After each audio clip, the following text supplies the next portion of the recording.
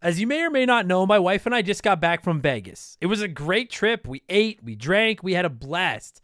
But then we got home and looked at the credit card, and I gotta say, it doesn't matter how much fun you're having, $25 for a drink is a ripoff. Frickin' Vegas. I hate getting ripped off, and so do the lads over at Harry's. They spent years watching the razor blade companies rip people off and said, no more. Not all heroes wear capes, my friends, and they want to prove that they're legit by offering you hot dogs a $13 trial set for just $3 at harrys.com/RTG. I've been telling you about them for months, and I'm genuinely proud to have Harry's as a sponsor of this show. I wasn't kidding. The plastic, futuristic-looking crap razors you get at the store are overpriced and they're poor quality. Harry's blades are crisp, clean, and classy. They're the kind of razor you'd expect your grandpa to have on his bathroom counter. And most importantly, they work. Shave after shave, they're so smooth, they're precise. I used to go through the crappy store blades all the time, but Harry's are built to last. And they're not just better quality than the other names, they're more affordable. And they deliver. Just set your schedule, and for as little as $2, new blades, shaving creams, lotions, everything you need, right to your door when you need it. I genuinely cannot think of a reason not to try Harry's. And I'm not just saying this because they're sponsors. They're the best shaving supplies I've ever used. Try them out, and if you're not happy, your shave's on them. And unlike the other subscriptions, they're really easy to cancel if you want to too, which is a nice bonus, but believe me, you're not going to want to cancel. Getting ripped off isn't funny. Switch to Harry's. Get started with a $13 trial set for just $3 at harrys.com/RTG. That's harrys.com/RTG for a $3 trial set.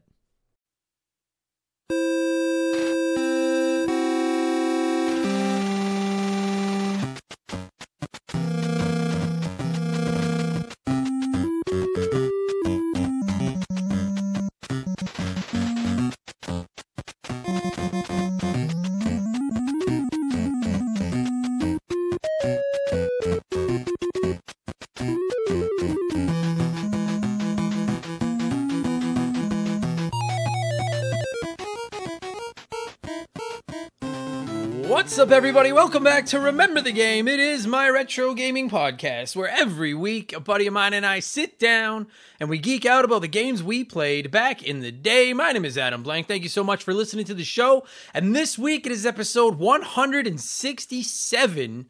And admittedly, this is kind of my, in case of emergency, break glass episode of the show. We're talking Bart versus the Space Mutants. And this is not an earth-shattering game. It's not a cult classic. Frankly, it's not even very good, but if you've listened to the podcast with any regularity, you probably know this was one of my go-to games when I was a kid. We owned it. I played the fuck out of this game when I was little. I've talked about it 100 times over the years here on the show, and I figured it's just time to give it the spotlight and give it its own podcast. I was a huge Simpsons fan back in the glory days of that show. I also loved my NES, and I played this game so much despite... Maybe I knew it wasn't very good, but like, we were stupid kids. We didn't know if a game was good or not, or maybe we knew, we just didn't care. We just played what we had, right? It was kind of beautiful in its own way. We've talked about this before. So this was one of those games for me. My mom clearly just got it for me for Christmas because Bart was on the cover. And to this day, I've played through it all the time. If you go on my YouTube channel, there's a Let's Play of it. And I go right from beginning to end. I can beat this game. I really can. I'm proud of that. So this is a very nostalgic game for me. I know it like the back of my hand, which is why, getting back to, I said that this was my Case of Emergency Break Glass podcast. That's what this is. I have some episodes of Remember the Game set up to record over the next few weeks, and we're going to be fine.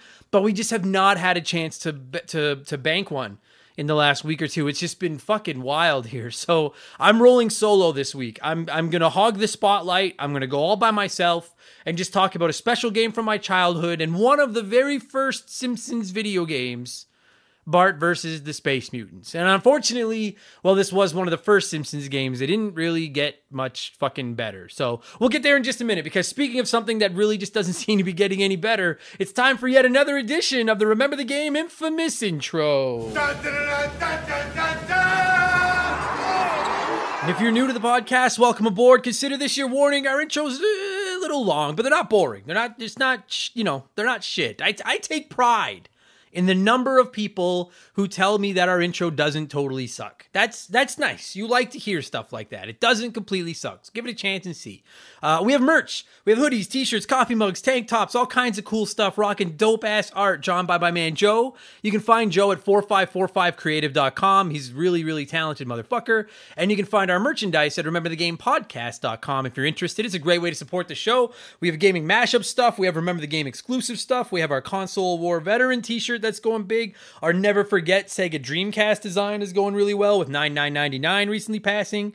So you can find that stuff over there. And of course, if you don't like clothes, you can always just support us on the old Patreon box. And listen, before I get into my Patreon plug, if you're hearing this on Wednesday or Thursday, if it's still September while you're hearing this, and you're thinking, man, maybe I will sign up and give this guy a couple of bucks and see what the Patreon hubbub is about. Wait until October 1st. Wait until Friday, okay? Because Patreon charges you the day you sign up, and then they charge you on the 1st of the month. So if you sign up on September 30th, you're going to get hit twice in 24 hours, okay?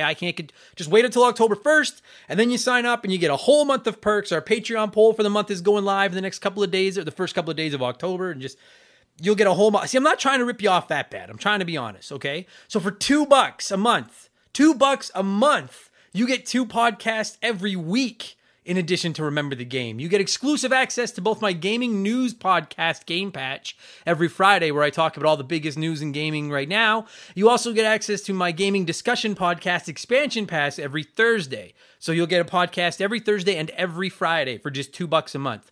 Like I said, Game Patch, we just look at all the biggest news in modern gaming. I add my opinions and stuff like that. Expansion Pass is a different show every week. We do rankings. We look back on characters, games, consoles, genres. We do some comedy episodes. This past week on Expansion Pass, we talked about our gaming comfort food. Just that game that like the back of your hand that you turn to whenever you just want to forget about the real world. It's like an old pair of sweatpants, but for your thumbs. And as is becoming tradition on the intro here, here's a quick sneak peek of last week's episode of Expansion Pass. Comfort Gaming, we'll call it. Comfort Gaming.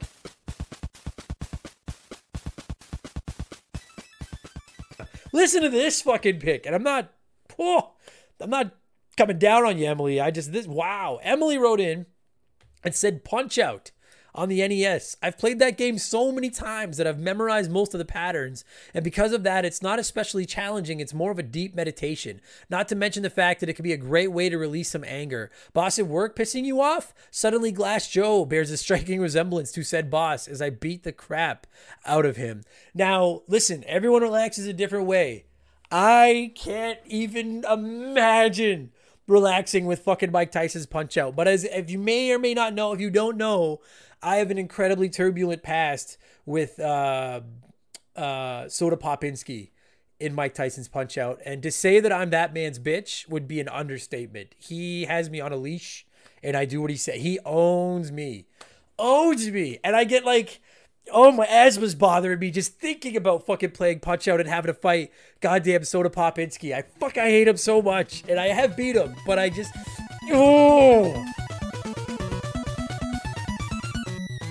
So that was last week's episode, and now for this week, it's our final episode of the month, so the topic was in the hands of our community, and games that make you rage quit ran away with the poll this month. So that's what we're going to be getting into tomorrow. So again, $2 gets you instant access to all those, plus new ones every Thursday and Friday, plus access to our Discord, the chance to vote in our Patreon poll at the beginning of every month, the ability to submit comments for all of our podcasts, and you'll get a shout out and get to hear me mispronounce your name like I'm about to do to most of these people. A huge thank you to all of our newest Patreons: Justin Lemieux, Michael Spiro, Jonathan Graham, Brady Wolf, Mecha Robo Hamster, Navigant, Michael Phillips, and Brandon Griffith. I don't think I fucked too many of those up, but either way, whether I did, consider it a badge of honor if I did. Thank you so much, and welcome to Remember the Game Industries, patreon.com/Remember the Game. Again, just wait until October 1st. I'm trying to be honest. I don't want anyone to get ripped off. I have a P.O. box. You can find the full address on our website, rememberthegamepodcast.com. Just shoot me a letter, something little, postcard. Let me know where you're listening. I'll send you one back. We'll be friends. And you can find me on Twitch. Look for Member the Game, not Remember. Look for Member the Game over on twitch.tv. I've turned down affiliate status. I'm not looking for your subs or your money. It's just a chance for me to hang out with you guys when I have time, and you can come by and give me a hard time, and it's lots of fun. All right? There's my plugs. That'll do it. Let's get, fuck. How did I screw this up? I've done this 166 fucking times. That's enough blowing myself. let's blow some of you by blowing in the cartridge. It is our opening segment here on the show. I read a few comments and questions from our Patreons, usually gaming related, but not always. And we call this segment Blowing in the Cartridge. He blows all right. He blows big time. That's it, honey. Get into the spirit. Let's blow. Our first blower this week is Matt McLean, who wrote in and said, "Hey Adam, when you play a new game in a series and you're presented with the option of easy, medium, or hard, which one do you choose? Personally, I always go with the hardest difficulty. If I'm paying $80 for a brand new game, I want to get my money's worth, and the satisfaction of finally beating a level that you've been stuck at is great. What option do you usually go with?" Well, you know what, Matt? This is a question that I've dreaded for 160 some episodes because I was like, everyone's going to boo me and stuff. I usually go whatever the default is. So the default is normal or medium. That's usually what I do, with the caveat of if I'm having too easy of time, then I'll crank it up. I love games where you can change the difficulty mid-game. I understand why some games don't, because it could fuck with trophies or achievements and stuff if you set it to easy, beat a boss, and crank it back up to hard or whatever.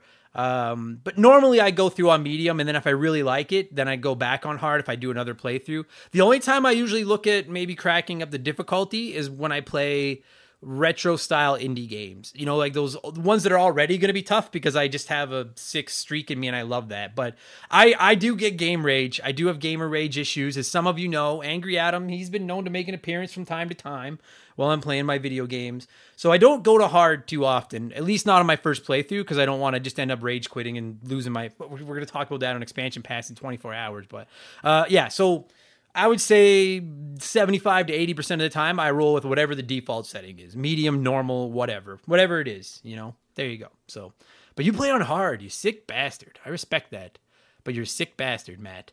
Gregory Harvey wrote in and said, "Hey Adam, a couple weeks ago you mentioned a board game called Axis and Allies. When you brought it up, it reminded me of watching my dad and his buddies playing it for hours and hours on the weekends.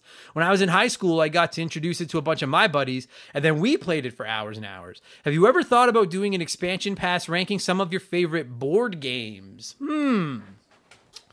That's an interesting question, Gregory. I never really thought about that. I don't know. Is that something...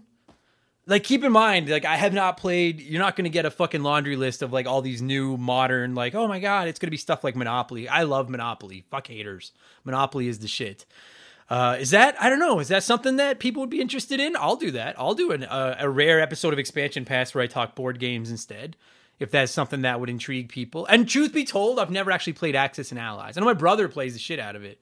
I've never played it. I do like Risk, even though I don't think we've ever finished a game of Risk because it's always turned into a fight. But I've never played Axis and Allies. Maybe I will. Maybe we'll do like an episode about favorite board games. That would be a fun change of pace. I'll see if, let me know. If you guys are interested in that, let me know. We could do that for an episode of Expansion Pass. Raging Demon wrote in and said, "Hey Andy, I missed out on commenting on Marvel vs. Capcom 2 Remastered, but this is a beloved game in the fighting game community, and a remaster is long, long overdue. It's still more fun than 3 and Infinite. If they remaster this and add crossplay and a great netcode, it'll dominate and have a lot of people hard and or moist." Fucking gross. Not gonna lie, I'm a little concerned about them messing with it a little too much though. And okay, so if you don't know what Demon's talking about, on Game Patch this past week, we talked about how the long-rumored remaster of Marvel vs. Capcom 2, it appears to finally be at least in the infant stages of development. It looks like it might actually happen this time. I'm not a fighting game guy. Demon is. Raging Demon's one of our go-to resident fighting nerds. And it seems like the overall consensus is the idea of a remaster of Marvel vs. Capcom 2 has people excited. Or as Raging Demon so eloquently put it, hard and or moist. That's fucking Jesus. Fucking Demon. And moist is, I know moist is a word that bothers people. It doesn't bother me. I think of like McCain's cake, like deep and delicious moist cake. I think of like a nice piece of cake when I think of the word moist. Crusty. That's the word that fucking bothers me. That's fucking gross. Anyway, yeah, I think a lot of people are excited about it, Demon. So I hope it actually happens. And I do get your concern with them messing with it a little too much, because I think anytime one of your favorite games gets remastered, you get nervous. I was terrified about that with Final Fantasy VII Remake, which I guess is more than a remaster. That was a full-blown remake. But either way, I was worried they were going to fuck with that, and it turned out awesome. So just have faith. Have faith, Demon. Have faith. Backdraft Delta, I like that name, wrote in and said, just gotta say thank you for making work a little more enjoyable. The humor that is brought into these podcasts I relate with because most of the time I've been there. I know the rage, the frustration of the retro gaming experience. I was never a controller chucker. I just never had the chuck skills like Michelangelo did. With all that being said, what is your favorite villain toy of the original series of Teenage Mutant Ninja Turtles? Whew. That's tough. I guess if you're newer to the podcast and don't know, I'm a bit of a Ninja Turtles freak. I'm kind of a junkie. My favorite toy from the original series. So it might be cheating, but my first, if it's got to be a villain, even if it's not a villain, actually, it might have to be the Technodrome, the giant original old school Technodrome with that big eye on top, because I had that thing and thought it was like the greatest fucking toy in the entire world. So I'll say the Technodrome, but if that's cheating and it needs to be an individual character, you know what? I mean, there's Slash, there's Bebop and Rocksteady, who I fucking adore. I think I have to go with Baxter Stockman as the Fly. I know that he's not a physical threat, but I've always thought Fly Baxter Stockman from like the 87 cartoon was like the coolest looking enemy in the world. So maybe that's not a popular choice, but I'm going to go with Baxter Stockman. But that said, God, I would love to collect those toys.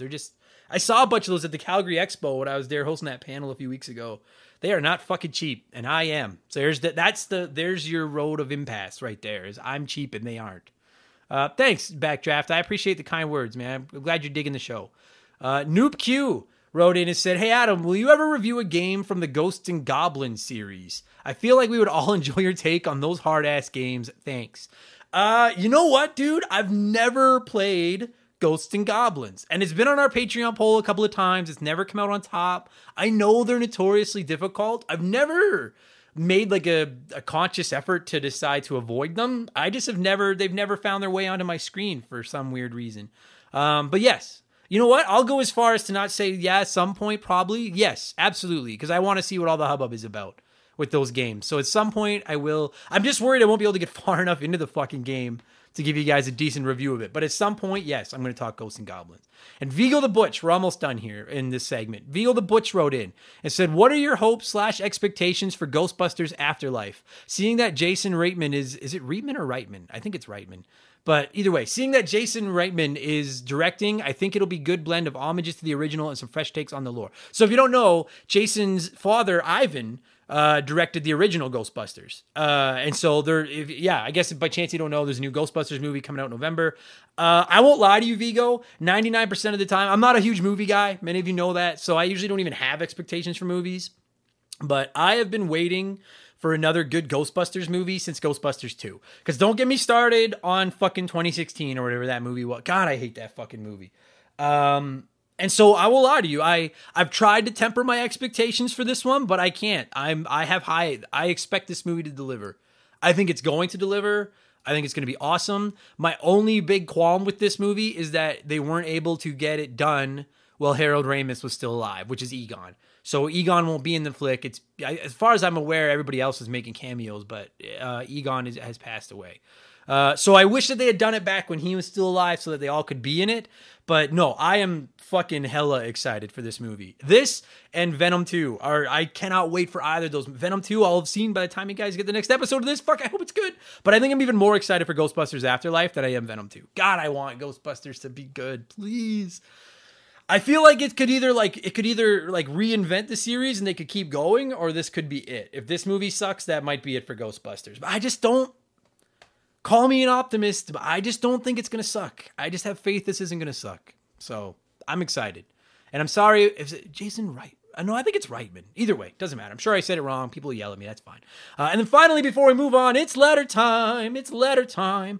And by far, the topic that got the most comments this week was about Nintendo 64 games coming to the Nintendo Switch. If you missed it, Nintendo announced last week at a Nintendo Direct that in October, they are adding both Nintendo 64 and Sega Genesis games to the Nintendo Switch Online. They'll be at a higher price point. We don't know how much that'll be yet or when they're going to be released. We do know the games that are coming. There's some pretty good games in there. Now, normally I try to keep modern gaming news to my Game Patch podcast, but I understand that this is a big deal to retro gamers, and we seriously got probably half a dozen comments on it. So I went with Dan S. So So, and thank you to everyone that wrote in. But Dan S. wrote in and said, I cannot believe we are finally getting Nintendo 64 games on the Switch. I'm excited for some of the opening lineup, but I'm way more excited for when they start to shovel out the strange titles in a couple years. Give me Battle Tanks and maybe San Francisco Rush. I love it. Cruising USA is the one that fucking came to my mind. I don't know why I played that stupid game so much. But yeah, so if you don't know, they're adding a bunch of Nintendo 64 games right away. A few more coming. The rumor forever had been Game Boy games were coming. And then that didn't happen. Instead, Nintendo was like, at their Nintendo Direct, they're like, yeah, so also we have a new addition to Nintendo Online. And everyone was like, oh. And everyone's like, here comes the Game Boy games. And they were like, no, it's Nintendo 64 and Genesis. And I've had a few people write in and be like, yo, why are you excited about this? I thought you hated the Nintendo 64. I don't hate the Nintendo 64. I hate the controller more than I hate the console itself. And listen, I don't think those games have necessarily aged all that well, but I grew up in that era. Like, I was 12, 13 years old when I got my hands on a Nintendo 64. I'm right in that pocket. I get it. I have nostalgia for it too. Bet your asses I'm excited. Plus, there's games that I want to play for the podcast that now are much easier to get my hands on than they would be if I had to go buy a physical cartridge. So a couple people wrote in disappointed there's no Game Boy games, which I get, but I do think there's more, and here's your one per episode, I do think there's more meat on the bone with the Nintendo 64 and the Genesis than there is with Game Boy. And I like the Game Boy too, but especially if Pokemon wasn't included, and I don't know if they would have been, Game Boy might have been kind of thin. So I think that's pretty rad. What really got my good eyes attention during that announcement of what Nintendo 64 games are coming to the Switch is that they said more games are coming down the road, and one of the ones that's coming is Banjo-Kazooie. If you don't know, Banjo was made by Rare. Rare now is owned by Xbox. Like, you can play Banjo-Kazooie on Game Pass on your Xbox right now. So that got me thinking, like, are we going to get more Rare games? Are we going to get Diddy or Donkey Kong 64? Is Diddy Kong Racing going to show up? Banjo-Tooie? Is Perfect Dark going to eventually make its way? I think all those eventually are going to find their way onto the Nintendo Switch. That's a huge fucking deal. That said, like, when you look at the Nintendo lineup outside of the Mario games and the Zelda games and stuff like that, and then you add in the Rare games, like the ones I just listed off, then it becomes a little bit like, so what else is there? You know, but like, I don't think we're ever going to get the wrestling games. There's too many licensing issues there. I want them as much as everybody else. I don't think we're ever going to get GoldenEye because I think there's too many licensing issues there. I don't want that one as bad as everyone else. Like, it'd be cool, but like, okay, whatever. I don't know if we'll get all those weird spin-off games because I don't know what it's like with licensing on some of those games. But I can think of some Tetris World I would love to get my hands. I think that's what it was called, Tetris World. I'd love to get my hands on that one. I'd love to get my hands on Cruising USA, even though it fucking kind of sucks. I'd still like to get my hands on it. I wonder if Smash Brothers shows up. The original Nintendo 64 Smash Brothers shows up at some point. I'm excited by this. I think this is a really big deal. So I'm interested to see if they remap the controller. Like, I played Mario 64 on the 3D All-Stars collection with my Pro controller, and it was awesome. And I was like, dude, this is like, if I don't have to use the Nintendo 64 controller, I'm fucking all over this. So I'm hoping that they've remapped the buttons in these to at least put the C stick on the right analog stick. Otherwise, I don't know how they're going to run. I know they're selling those wireless controllers too, but I don't really have any interest in buying one of those controllers. I'd rather play it with my Pro controller or my 8-bit do. So I'm hoping that's the case. But no, I agree with most of you. I'm also excited about these Nintendo 64 games. Yeah.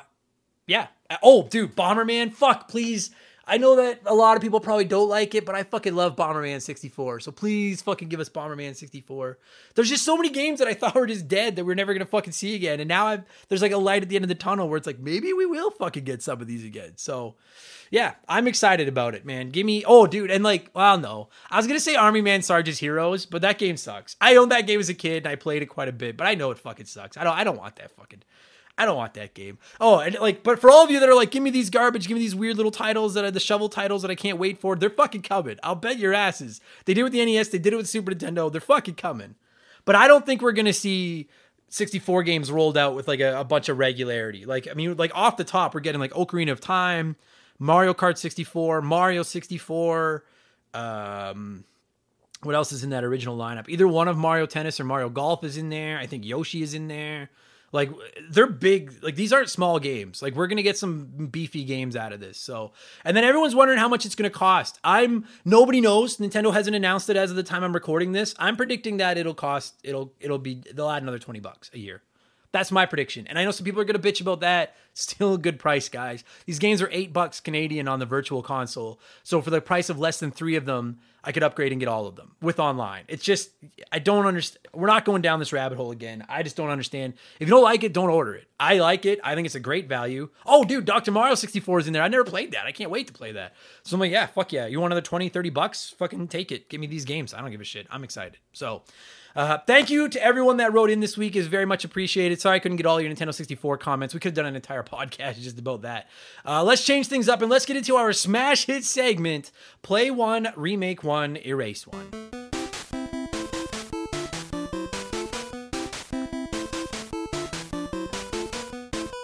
And a huge thank you to Classic Concentration from the NES for unknowingly providing us with the theme music for the show. The rules are simple. Every week, I give our listeners 3 retro video games. They can play one as it was released, they can remake one as a modern game, and the third is erased from time forever.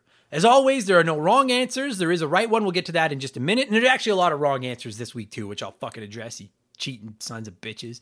We're talking Simpsons this week with Bart versus the Space Mutants. So I went with 3 retro Simpsons titles that I would say range from meh to fucking awful. And that is Bart versus the World, Bart's Nightmare, and Virtual Bart. Remember when that show was all about Bart? Those were the days. Admittedly, actually, no, it got better when it was all about Homer, but then Homer is now the worst part of the show. But okay, anyway. Admittedly, your big choice this week should be which one you can remake, because you can basically make one of these games good, and then which one do you want to suffer through and which one do you want to get rid of forever. And with 41% of the vote, Runaway, the popular choice, appears to be play Bart versus the World, remake Bart's Nightmare, and erase Virtual Bart. And believe it or not, that is not what I would do. None of these games are great, so I based my order entirely on which one I want to see remade the most. So let's see what a few of you had to say here, and then I'll explain my logic. And listen, a whole bunch of you motherfuckers had to get your little troll comments in this week. Your little, these all suck, erase them all, or these all need to be remade. Let's make Adam angry and have him yell at all of us. Tee-hee-hee. And then you all giggle in your fucking treehouse while you lick batteries. And that's not fucking happening this week. I'll get a couple of your troll comments out of the way right now. Andrew Wright said, play Krusty's Funhouse, remake Simpsons Hit and Run, erase these 3 heaping piles of shit. Doubled secret probation. Brian Ransom wrote in and said, well, I've never played or heard of any of these, and I've never made Adam mad, so by Lucifer's beard, it's time to get his blood boiling. Erase everything Bart related from all video games, all merchandise, and all shows. Adam, if you decide to read this, just remember, don't have a cow, man. Oh, Brian, you want to erase Bart from all shows. So you want to kill Simpsons permanently. That's like, I should refund your Patreon. I should just be like, get the fuck out of my house. And they're like, fuck you guys. Like, Frosty Feet wrote in, 492, erase all of them and play Hit and Run because that's the only Simpsons game that anyone should have to play. That's the point of the show, is you get to remake one into a good game, and that's just a sample. Fucking, there was people in there naming off fucking Echo the Dolphin and shit. There's people saying remake all 3 into Echo the Dolphin. All that fucking dolphin. I've been typecast with that fucking dolphin. And it's just, you're all banished to Monster Island. Every single one of you. And don't worry, it's just a name. Shout out to anyone that gets that reference, because it's actually a peninsula. Shout out to anyone that gets that reference, okay? Fortunately, some of you have a little bit more respect for the proud traditions of the sacred parchment here to Remember the Game Industries. A Sharp J wrote in and said, ugh. Okay, so I'll play Bart versus the World because it was the best out of the 3 and the one I actually owned as a kid. Remake Virtual Bart because with some polish, all the mini games would actually make great cell phone time wasters and would work better on a touchscreen. And then erase Bart's Nightmare. Hopefully this horrible game will be erased from my mind after I type this. Now, I'm not going to get mad at you, Sharp J, because you played by the rules, but I'll say, in my opinion, Bart's Nightmare is far and away the best of these 3 titles. But that's just me. I do agree that the tomato throwing in Virtual Bart would make a great mobile game. I would pay 99 cents for that on mobile, actually. Michael Phillips said, play Bart versus the World because I've never played it. I respect that. Remake Bart's Nightmare. I had this for the Genesis and had fun playing it, even though it was extremely hard. I could never beat the Indiana Jones type level or any of the second parts of the other levels. And then erase Virtual Bart. I feel like it's just a collection of mini games like Mario Party. There's not much of a plot, and getting rid of it would not affect the franchise at all. I would argue that getting rid of any of these games wouldn't affect the fucking franchise at all. But I respect the logic. And Virtual Bart is by far the worst of these 3 games. Doesn't mean I'm going to erase it, but I can totally understand the logic of that. Yankee Doodle Randy wrote in and said, play Virtual Bart. Ugh. Practice mode is a nice feature where you can select a level. I still have fun throwing tomatoes and eggs on picture day. Yeah, but that's the only game that's fun. I love that game too, but fuck. Remake Bart's Nightmare, one where you don't have to walk around forever looking for homework paper. I'd love to see the levels updated with today's technology. And then erase Bart versus the World. They took the clunky controls from Space Mutants and somehow made it worse. This is the coolest concept of the 3 games for me, but after some thought, I chose to erase it. This game is so bad that it has to go. I gotta be honest with you, dude. I actually, other than playing Virtual Bart, I can get on board with all your logic there. Having to look for the paper in Bart's Nightmare does suck. And I do think Bart versus the World is the coolest concept of the 3. So I can get on board with all of that. Morgan said, remake Bart's Nightmare. This game was really quirky, difficult, and strangely fun. It'd be nice to see better graphics and better gameplay. Play Bart versus the World and erase the Sega game because it's a Sega game. Shots fired. Now, I will say, unfortunately, this wasn't just a Sega game. Being a Nintendo fanboy, I might have been like, oh, there's the Genesis copy of Virtual Bart. Let's fucking throw that in there just to make the Genesis. I threw a little shade. I'll be honest. I threw a little shade by including that one. And it worked. It worked. And DNA Gaming said, I've only ever played Bart versus the World out of all these, so I guess I'll play that one. I'll erase Virtual Bart because your review made it sound pretty poor. And then I'll remake Bart's Nightmare because why not? Really, though, I wish we could just remake all 3 of these to be good. You know what? So here's the thing. I would also love to remake all 3. And I play by my own rules. If I set a rule in place, I follow it. I would love to just remake all 3 of these games and just make all of them not suck. Because with stuff like Simpsons Hit and Run and stuff like the Simpsons game was a surprisingly decent video game. I really feel like they could make good games out of these now if they wanted to. So I would also like to remaster all 3 of these and make them all good, or remake all 3 of these, pardon me. But I follow the rules just like you did. Thank you to everyone that wasn't a cheating scallywag like those crumb bums off the top. I went with 11% of you in the poll. And I don't feel like there's a wrong choice this week besides being a cheating son of a bitch.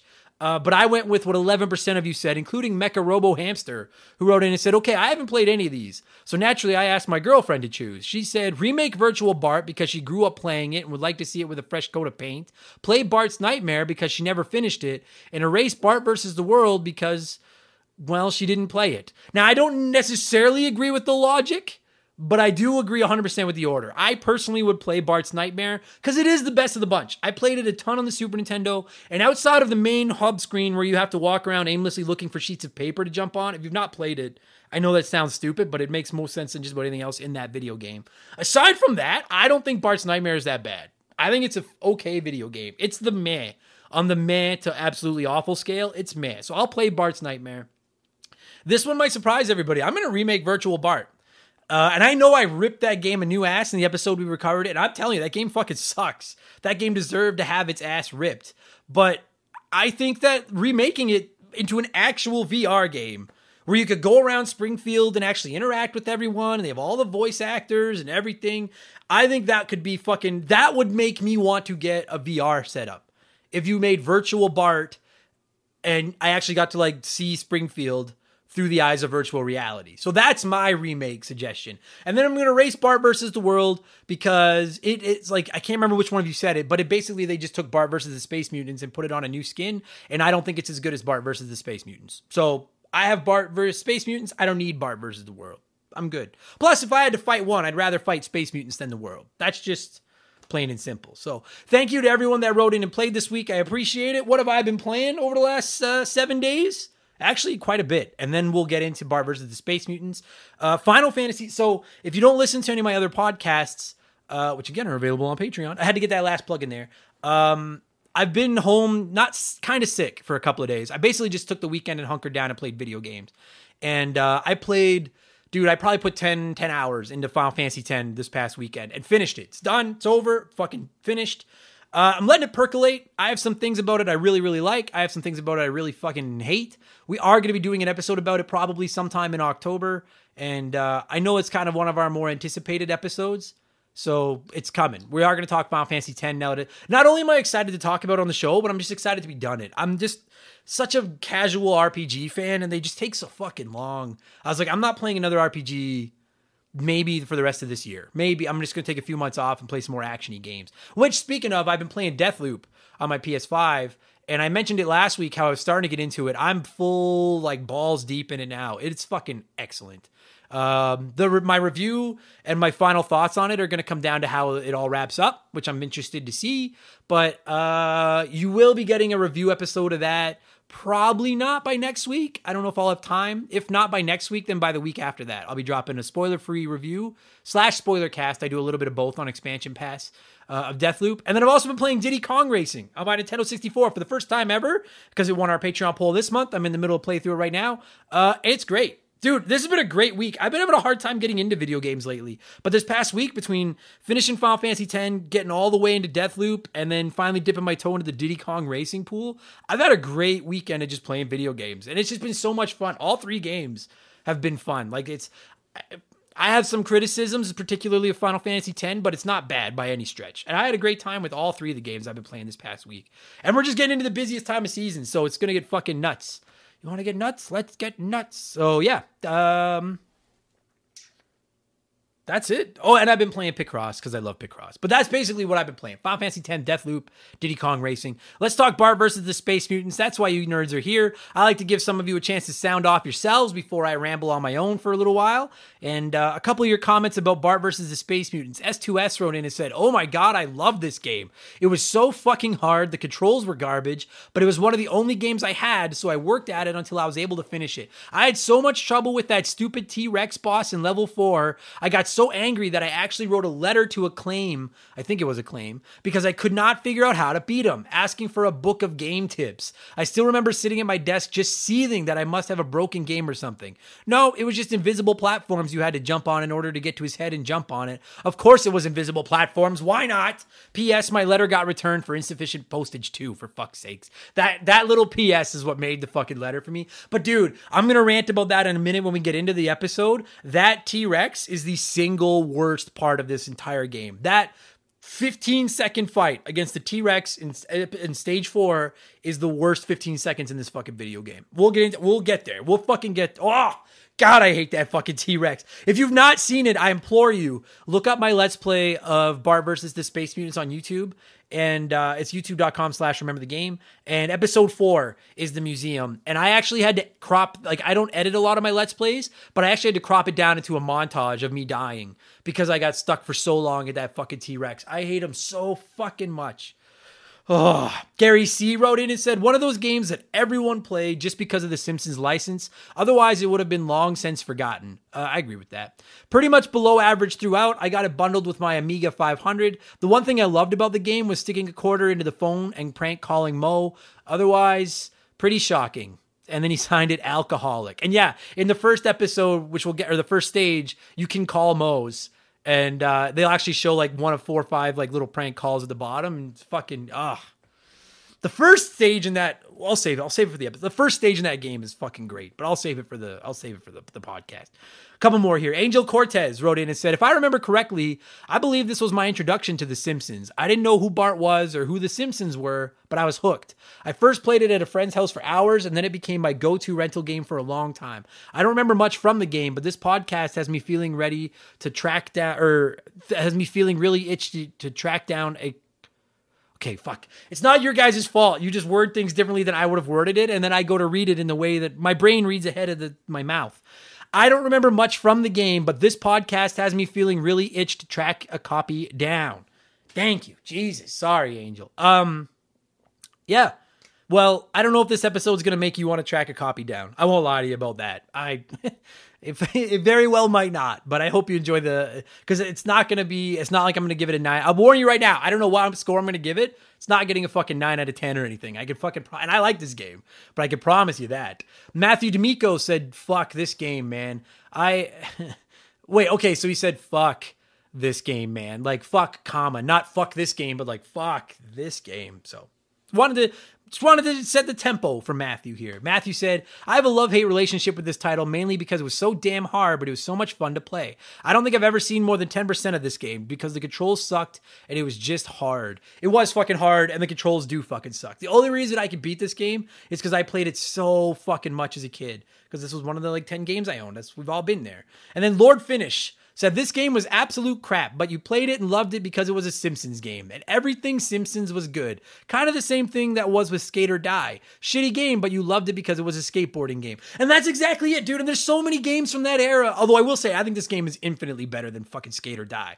But if there was a game that covered a genre you liked as a kid, then you fucking played it. That's all there was to it. I didn't even care that it was good or bad. And some of them were good, like Batman, for example, or fucking Chip and Dale Rescue Rangers. And some of them were awful, like fucking Skate or Die. And some people defended that game. I'll die on that hill. That game fucking sucks. And then some of them were in the middle, like Bart versus the Space Mutants, which is where I would put that. And it's time for us to talk Bart versus the Space Mutants. I'm going to queue up literally, there's only the Simpsons theme, the main level theme, the two that I'm like the second one I'm about to play right now, and then the boss music. And the boss music is literally the same 5 seconds over and over and over again. So you're not getting that. You're just getting the Simpsons theme and the level theme, and that's it. So I'm going to cue up the level theme music right now. For certain levels anyway. And when it stops, I'm going to rant about Bart versus the Space Mutants, which originally released in North America on the NES on April 25th, 1991. Enjoy the podcast, everybody. Let's go. This show is sponsored by BetterHelp.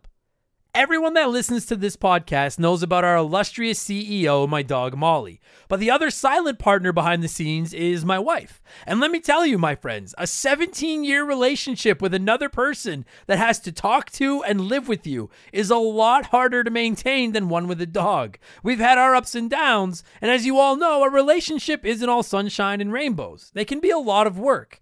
You get out what you put in when it comes to relationships, and talking to a therapist can be a fantastic way to put in some work. They can help you work through your issues, learn to communicate better, and even just provide you with an ear to bend when you need it. I've talked to my therapist about my relationships, especially when it came to my stand-up comedy career and how much I was away from home, and they helped me work on ways to keep my relationship strong even when I was out on the road. It turned out our relationship was actually better when I was out on the road, but that's a story for another day. And I know, right? Therapy. Who has the time these days? BetterHelp hears you, and they're making it easy. Fill out a quick form online, and they'll match you up with a therapist that suits your needs and that'll work around your schedule. You pick the meet times, and you can get your therapy fix from anywhere, over video, phone, or just chat. Become your own soulmate, whether you're looking for one or not. Visit BetterHelp.com/rememberthegame today to get 10% off your first month. That's BetterHelp, HELP.com/rememberthegame.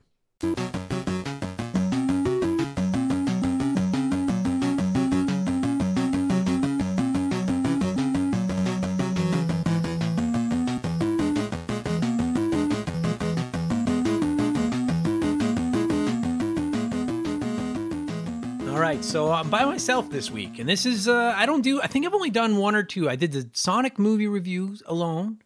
I think I covered Ghostbusters on the NES alone, and now I'm doing Bart versus the Space Mutants alone. And admittedly, this is not because my guests suck or anything like that. I mean, Mark McHugh kind of sucks, but it's not because my guests suck. It's just because I just wasn't able to set up an interview with any of my friends in time to get this one recorded, and I don't like missing episodes. So if you like the sound of my voice, you're in for a treat. And if you don't like the sound of my voice, well, this one, you might be better off playing Bart versus the Space Mutants than listen to this episode, because it's just me.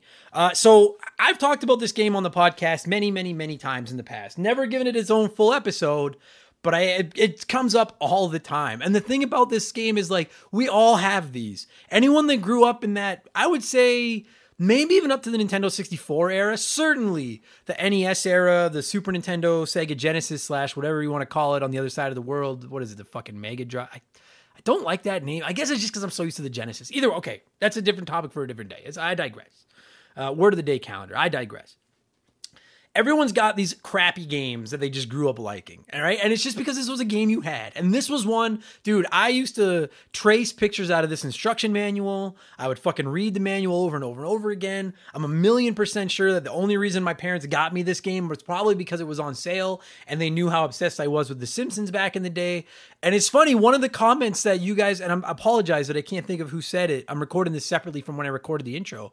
But one of you wrote in and said that, like, nobody would even know this game existed if it hadn't been for The Simpsons in the early 90s. Like, and you're probably right. If this had been the exact same game, but it had just been fucking Billy versus mutants, nobody would have fucking played this game. But this was like one of the first big Simpsons video games, if I'm not mistaken, and I might be.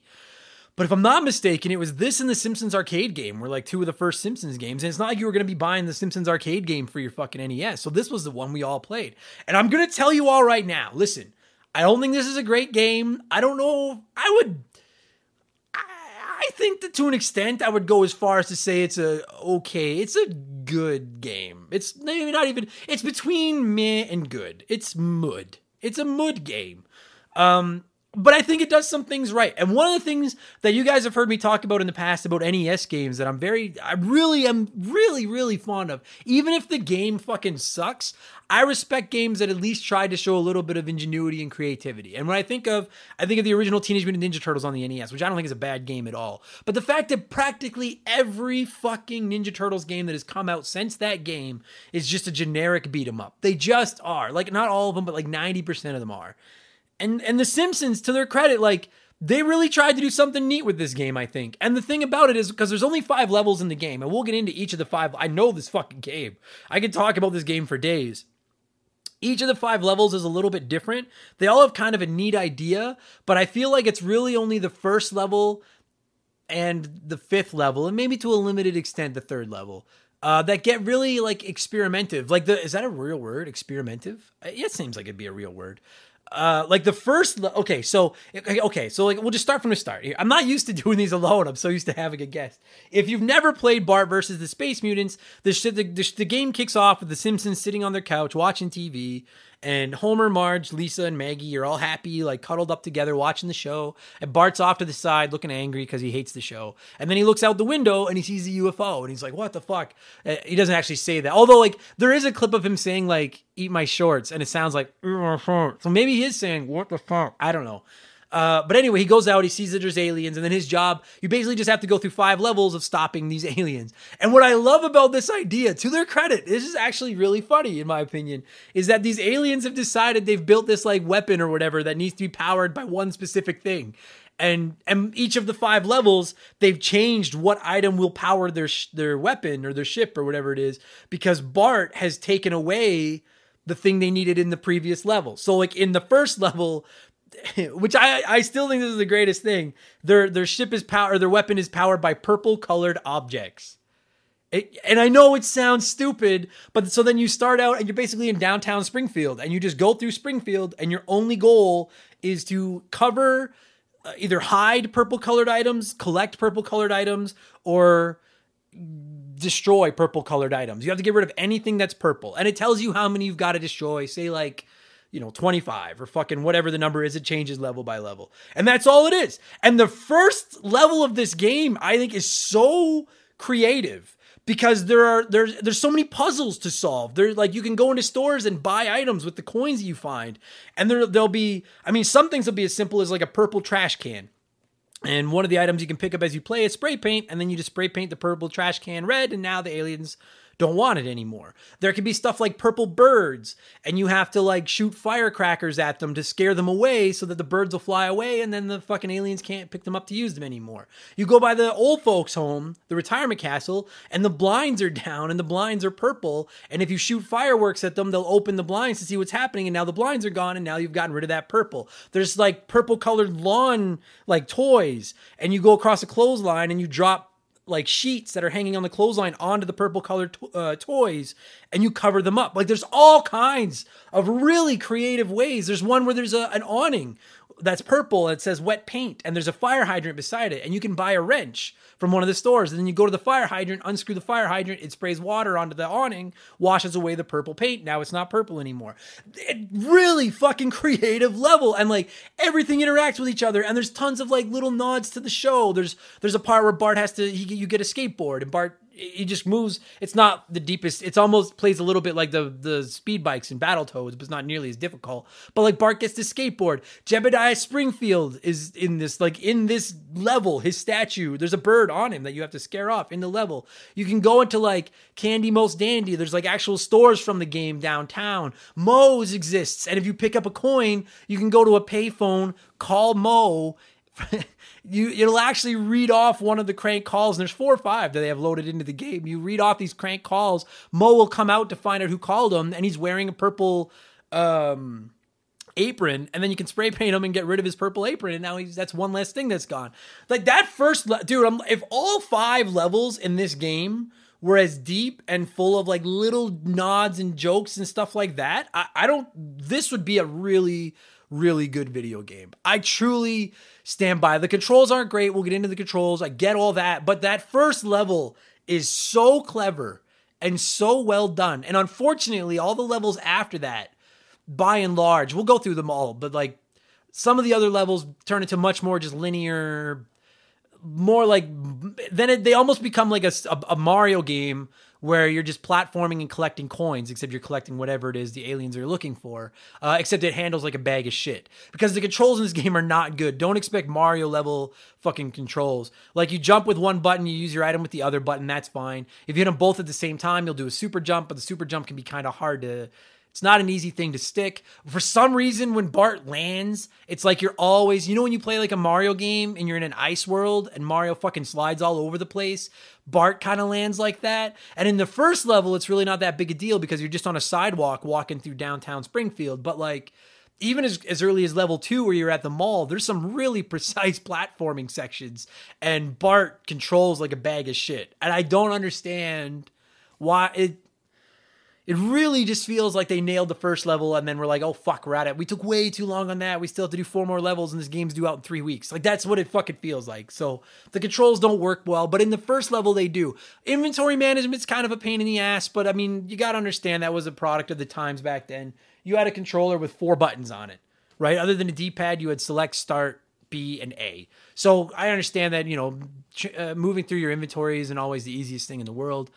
You can buy a ton of stuff in the first level. Some of it comes back to help you later in the game. Some of it never comes back to help you that I can tell. But the only way to really learn is for trial and error. So the first, all you have to do is you do have a time limit, but I don't think I've ever run out of time in this game ever. Is you just go from left to right, and you can go backwards if you want to in the first level, and you just have to cover up purple items. But at the same time, not only are you trying to cover up purple items, you're trying to convince Homer, Marge, Lisa, and Maggie that the Space Mutants exist, because they don't believe you right now.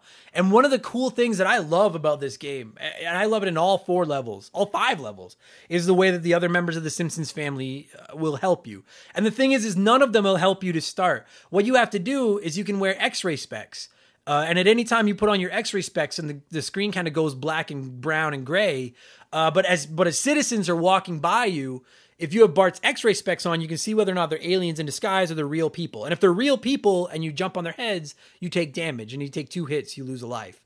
But if they're aliens, you'll see when you put on the X-ray specs, they'll go from a normal looking silhouette, their head will go all fucking crazy like there's an alien in there. You jump on their heads and an alien will be chased off and you'll get a piece of evidence. And what you have to do is collect enough evidence to spell out whichever member of the Simpsons family is in that level's name. So in the first level, you have to spell Maggie, which is 6 letters. So you have to catch 6 pieces of evidence from jumping on these aliens and collecting the evidence. And if you don't do it, it doesn't change the game really, or anything. It's not like it ruins the game. But if you're able to spell out the member of your family's name with evidence, they'll help you fight the boss at the end of the level, because you have to get rid of enough items in that level to trump the alien's ultimate weapon. Then you have to fight a boss. And so in the first level, by the time you reach the end of Springfield, if you haven't gotten enough purple items to trump their machine, then you have to go back and look for more items. And like, God, I love that first level. Fucking Barney's Bowl-O-Rama is there, just everything. If you have gotten enough purple items when you reach the end of the level, then it queues up a boss fight. And in the first level, you fight Nelson Muntz, and he's like whipping water balloons at you, I think is what it was. Yeah, I'm pretty sure he whips water balloons at you. It's been a long time since I played this fucking game. Yeah, he whips water balloons at you, and then you can and you have to whip them back, or what the fuck? Now I'm having a brain fart and I don't remember how that first boss works. But either way, so he's there and you're fighting Nelson. It's not a very hard fight. But Maggie is there too. And she rolls bowling balls at him. on top of the hill, but Maggie will only be there if you spelt out her name. So if you got enough evidence to spell out Maggie's name, now Maggie believes you the aliens are coming. She'll be there to help you fight Nelson, because how better to stop aliens than to help you fight a bully? And so then she's rolling bowling balls that you can knock onto Nelson to do way more damage and kill him super fast. So it's very easy to spell their names in every level because you have so much time. You literally can just pace back and forth before the boss fight as people randomly walk through your screen, and then just put on your X-ray specs, find when they're aliens, make sure you kill them, you spell their name, and then, get enough evidence to spell out the Simpsons name, they'll help you. So the first level, fucking great. You go through downtown, you get rid of the purple items, Maggie helps you beat up Nelson. It's fucking awesome. Then it goes to this cutscene, and the cutscenes are surprisingly entertaining as well. I'm a little disappointed that the aliens aren't Kang and Kodos, but I'm wondering if this is maybe from a season before Kang and Kodos even existed. Sorry, when I go solo, I just need to drink a little bit more water. But there are these two aliens that look like California raisins, kind of. So you beat the first level, and then it shows them back on their ship, and they're like, that kid ruined it. Okay, well, don't worry. We've modified our machine to take something else. Now it needs exit signs. And so they're like, go to Springfield Mall and get... Oh, no, it's not exit signs. It's hats. Sorry, pardon me. Episode 2, or Stage 2, they need hats. So they're like, go to Springfield Mall and collect all the hats you can find. So then Stage 2 starts, and you're at the mall. And this is where, to me, this second stage is such a giant step down from Stage 1, because there's no creativity in this game. There's no going into their various stores in the mall. There's not really any problem solving. A lot of hats are just laying around, and you just pick them up. You just touch them and you pick them up. Or the other thing you can do is, as people walk by, whether they're aliens or not, if they're wearing a hat, you can jump and knock the hat off their head and collect it to get rid of another piece of evidence.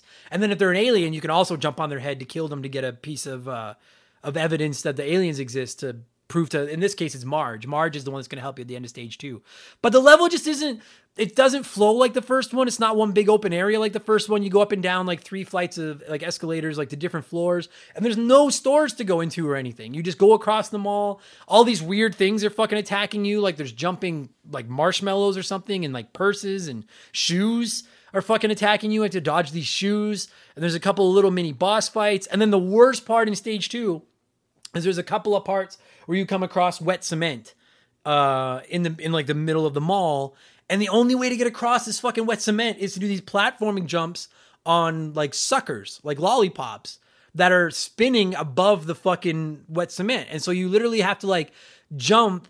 And the platforming in this game, as I mentioned at the top, is so bad. You have to land like so specifically on the sticks of the lollipop, and the lollipops, the ones that are spinning, have to be sideways for the stick to be sticking out horizontally for you to land on it. Otherwise, you fall right through. And even if you stick the landing and land on the fucking stick, if you're not careful, you'll slide right off the side. And it really expects you to use this A-B double button super jump to go from one to another. But when you use that, when Bart lands, he slides a good 2 inches on the screen. So you actually have to jump onto the lollipop stick, then jump again and like bring yourself back to stick the landing. And it's really it takes a lot of practice. It's really difficult. It's really frustrating. It's not fun. It plays like a bag of shit. And it takes there aren't any holes you can fall into in the first level. The first level is all about puzzle solving and figuring out how to get rid of these purple items. So much fun. The second level, they were like, let's just make this a platforming level because our platforming fucking sucks. And like the only fun part about the mall is knocking hats off people's heads and collecting them to try to get rid of the stuff that the aliens need to run their ship.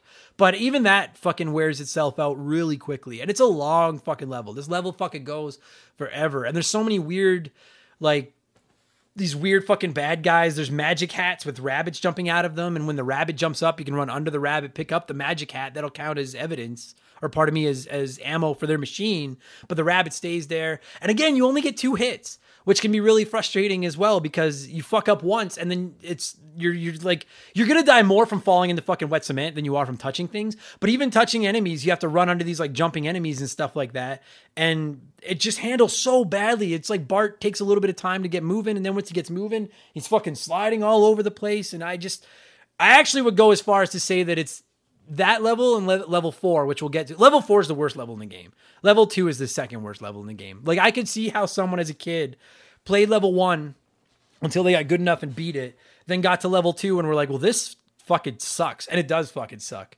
I can't even think of anything else clever to tell you guys about level 2. You're just collecting hats and running through the mall. And jumping on those fucking wet cement jumps. They're so bad. I hate them. Oh. And then you also have to spell out Marge. Maggie helped you fight Nelson in level 1. Marge will help you fight the babysitter bandit in level 2. And I will say that for all the shit I throw at level 2 in this game, because I think it fucking sucks, dropping the babysitter bandit in as the fucking final boss for this level is awesome. That's a great fucking touch. And basically what happens is when you go to fight the babysitter bandit, she's up on like a balcony on like a story of the mall above you, and she's throwing like suitcases at you, which I assume are full of stolen goods because she's a bandit. And then when they hit the ground, you can jump on them to kick them back up in the air. But if you collect enough evidence for Marge to believe you that the aliens exist and she comes to help you, she'll be up there in the balcony with the babysitter bandit, and she'll be throwing like coins or something at her. And she'll knock some of the babysitter bandit's briefcases out of her hand so she's not throwing as many at you. Because if she's not there, she's dropping them like crazy. But if Marge is there, then she's only dropping about 1 out of every 2, 1 out of every 3. So it's just much easier to navigate the screen and not, I just punched my microphone, and not accidentally run into fucking suitcases. So you jump in these suitcases, you kick them back with the babysitter bandit, you beat the babysitter bandit, you collected enough hats. That's the end of level 2. Fucking sucks. Then you go to level 3, which for my money, like 1, 3, and 5 are decent levels. 2 and 4 are terrible. That's really what it comes down to. Level 3 is Krusty Land. And this game has the most... level 1 is probably the most creative. Level 3 is kind of zany and fun, though. It's got the most mini games and stuff like that into it. So you beat the babysitter bandit level 2, and then in level 3, the 2 aliens are like, this kid fucked us again. All right, well, now we'll power it with balloons. So go to the Krusty Land amusement park and get all the balloons that you can find. And this one, it's incredibly easy to get your balloons because they're fucking everywhere. They're on top of all the tents. They're floating around. You've got your slingshot you can pick them off with. It's just super easy to get. You basically run from left to right again, just like you do in the other levels. But what's really cool in this is this episode is a lot, or I want to call the stages episodes. This stage is a lot like stage 1 in the sense of like they really thought outside of the box and got a little bit creative with it and stuff like that. You start out on like the main fairgrounds, I guess whatever you'd call it, of the tarmac or whatever of Krusty Land. And there's all these like games in the background, and you can actually play the games. And there's stuff like you can place a bet on what number of dice will stop on, and if you get it right, you'll get a prize. I think it's usually like extra lives or more coins. There's one where you have to pop balloons and make like a tic-tac-toe, by popping balloons and stuff like that. And you can actually cheat items you bought in the first level. Like you buy a magnet in level 1 at one of the stores. If you have the magnet when you get to Krusty Land, you'll win the dice game every time because he'll use the magnet to cheat, which is fucking perfect. So you can beat all these mini games, and not only do you pop balloons while you play the mini games, but you also get extra lives and stuff like that. And they're just really fun to play. So you do that, then you keep going, and then there's like a high dive thing where they tell you what times the high dive happens, and you can actually look at your clock at the bottom of your screen to keep an eye on the time, and you can climb all the way to the top of this thing and jump into this like tiny little pool, and you can get stuff out of that. And it's just, there's a whole bunch of like those little mini creative things again that just change it up and keep it fun. And then about halfway through the Krusty Land level, you actually go into like a fun house. And the fun house kind of fucking sucks. You have to do this like puzzle game where you have to open all these doors. It's like, I'm trying to think of like an example. I mean, everyone's probably played a game like this before. You have like a 3x3 grid, and if you turn on like the center light, then the lights of the top, bottom, left, and right of it turn off. Or vice, like everything that's touching it from a horizontal or vertical angle will do the opposite of whatever you do to that button when you push it. And you have to like close all the doors or open all the doors. I hope that makes sense. It's a very classic standard type of like little puzzle. It's on a timer, but that one's fine. Then you have to climb this like giant Krusty the Clown head. And admittedly, that part kind of fucking sucks because if you fall, you die. And it's again relies on really fucking, anytime this game relies on platforming, it turns to shit. That's the point. Anytime this game turns to platforming, it turns to shit. Level 1, there's no platforming. Level 5, there's minimal platforming. Level 3, you just have to get through Krusty's Funhouse. If you get through there, then you're laughing. Because then there's also another part where you have to go across all these fucking steam whistles, and they're blowing up steam, and you have to like be floating over them while they're blowing up the steam to keep you in the air. And it can just be really difficult to fucking stick your landing because Bart moves so fucking inconsistently. And so this little segment fucking sucks. If you just get through the Funhouse, the rest of the Krusty Land level isn't too bad. But when you have to do the platforming, God, fuck me, it sucks. At least it's creative and they try to do something different with it, but fuck me. So then you get through that fun house, you play a little bit more on the concourse. I think there's a part where you have to climb on like a Ferris wheel and go over this big hole. And it kind of sucks, but it's not too bad as long as you don't move. And then eventually you reach that's it. Like the second half isn't nearly as full as the first half, but that's okay. So then you get to the end of the third level, and Lisa is the one that you've been trying to convince her that the aliens exist. And so she's actually the easiest one because you only need 4 pieces of evidence because she's got the shortest name. And I do feel like this is actually the level with the fewest amount of people running through that you could jump on to get evidence. But so if you've got enough balloons to stop the aliens and you've managed to spell Lisa, you get to the final boss of Krusty Land, and it is fucking Sideshow Bob, who is the greatest villain in the history of The Simpsons, maybe in the history of television. Don't at me. And I know there's some Hank Scorpio fans out there. Scorpio's fine, but he's no Sideshow Bob. So you have to fight Sideshow Bob, and he's just trying to jump on you, and all you have to do is jump on his giant feet. But if you convince Lisa to be there to help you, Lisa's above him on like a trapeze, like swings, like she's like a trapeze, whatever person. She's up there doing like stunts, and she's like dropping bowling balls. And if she drops them on Bob's head, then he just sees stars from it and it doesn't move, and it's really easy to jump on his feet. He's not a hard boss, but he's super easy if you've got Lisa there to help you. He's a fucking walk in the park. And that's level 3. And I really want to say, like, it's level 3, when you're doing the mini games and shit, so much fun. When you have to go into the fun house, it's ironic that it's fun until the fun house. Then it turns to shit because then you have to rely on the shitty platforming. Fuck, I hate it. So you get through there, you go to level 4, the worst level in the game. This level has stopped so many fucking playthroughs for me. We talked about it in the intro. If you've not watched my Let's Play videos of this game, I recommend at least looking up episode 4, which is the museum. This is the hardest level in the game. It fucking sucks. It's not well done. I hate everything about this fucking level. You go to the museum, and the aliens have decided exit signs are their escape, and they all are their ammo for their fucking ultimate weapon now, and they only need like 6. Like it's collecting the exit signs in level 4 is easy. They're very easy to find. They're everywhere. The problem is the fucking level itself, because it goes back to relying on fucking platforming, and it isn't fun at all. There's so many of those like laser grids, like Mission Impossible style laser grids that you have to run Bart through, and if you touch one, it doesn't even trigger aliens or anything. It just fucking hurts you. And remember, 2 hits and you die, and there's not a ton of checkpoints in this fucking game. So all the lives that you've been saving up through levels 1, 2, and 3, prepare to fucking burn them on level 4, because you got to dodge these fucking stupid laser beam alien things. The one cool thing about the museum level is that there's all these like trophy cases that have actual items in them. Like you can get dart guns out of them. You can get extra lives out of them. You can get coins out of them.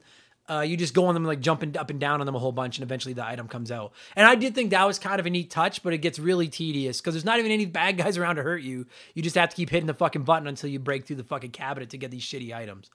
But you have to collect the exit signs. You're dodging fucking everything. And then there's like, oh my God, this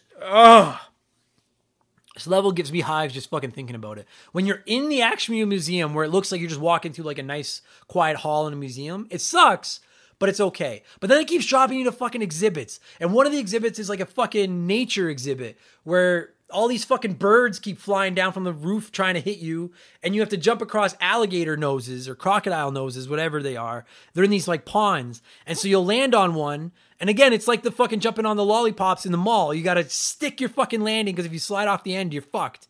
You'll fall into the water and you just lose a life. There's not even like losing a hit. You just lose your fucking life.